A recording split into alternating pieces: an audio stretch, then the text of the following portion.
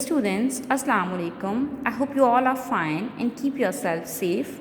Today is 27th April 2021, Tuesday.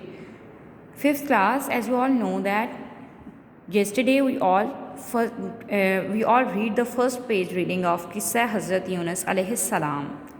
Today, first of all, if you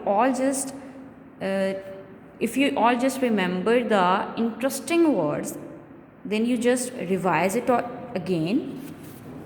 Like the first word is farat, the second word is nanwa, tabligh, pareshan, lehron, phans, kura, hawale, sharmindagi, ghutan, tamil, lagzish.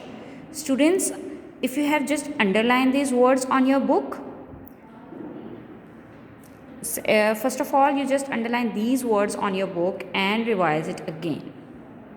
Open your book page 20.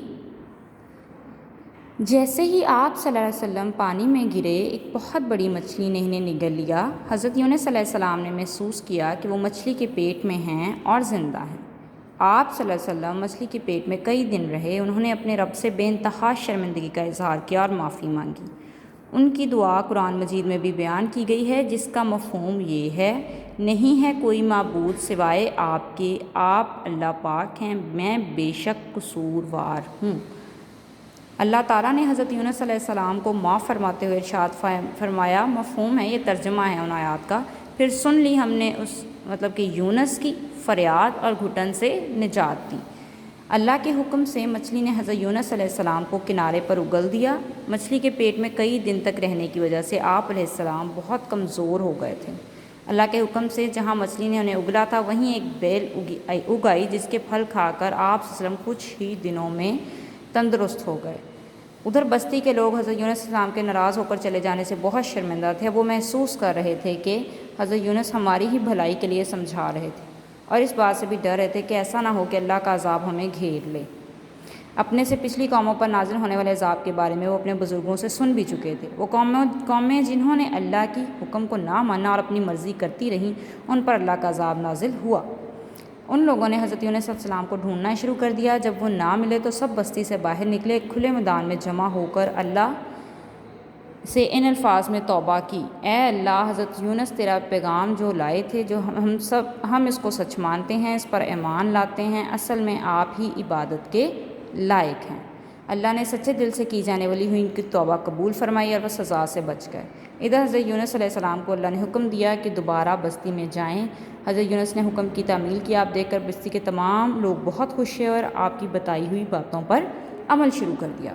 تو بیٹا، اس چیز میں آپ نے یہ بھی دیکھنا ہے کہ اس سبق سے ہم نے کیا سیکھا ہے کہ ایک تو اللہ تعالیٰ کی نافرمانی کبھی نہیں کرنی چاہیے، اور اگر ہم سے غلطی سے کوئی ایسی حرکت، کوئی ایسا کام ہو جائے جس سے اللہ پاک ہمیں اندازہ ہو کے ناراض ہوتے ہیں، جیسے جھوٹ بولنا، کوئی بری بات کہنا، تو اس کے لیے ہمیں فوراً سے کیا کرنا چاہیے؟ معافی مانگ لینی چاہیے اور توبہ کر لینی چاہیے اس کام سے کہ آئندہ ہم وہ کام دوبارہ کبھی نہیں کریں گے۔ اسی کے ساتھ بیٹا آپ کا 4 اور 5 کوسچن جو ہے، یہاں پر ہمارے پاس 4 کوسچن ہیں کہ کشتی والے حضرت یونس کا نام 2 بار قرآن میں نکلنے پر بھی انہیں پانی میں پھینکنے پر کیوں تیار نہیں تھے۔ اور 5واں سوال ہے کہ مچھلی کے پیٹ میں حضرت یونس نے جو دعا مانگی وہ لکھیے اور اس کا مفہوم لکھیے۔ ٹھیک ہے، تو آپ لوگوں کے اس میں دعا لکھی نہیں ہوئی ہے، آپ لوگوں نے اس کا مفہوم لکھنا ہے۔ تو بیٹا 4 اور 5 کوسچن کا جو آنسر ہے وہ آپ کے نوٹس پہ ہے، آپ نے وہاں سے لینا ہے۔ ویسے میں آپ کو اس کی پکچر بھی سینڈ کر دوں گی۔ اسی کے ساتھ بیٹا یہاں نیچے جملے لکھے گئے ہیں، جیسے کہ مندرجہ ذیل الفاظ کو اپنے جملوں میں استعمال کیجیے: انتظار، حکم، انکار، محسوس، توجہ، تعمیل۔ یہ آپ کا ہوم ورک ہے بیٹا، آپ لوگوں نے اس کو اپنی نیٹ کاپیز پہ لکھنا ہے اور ایز اے ہوم ورک کام کرنا ہے۔ Thank you so much class, اللہ حافظ۔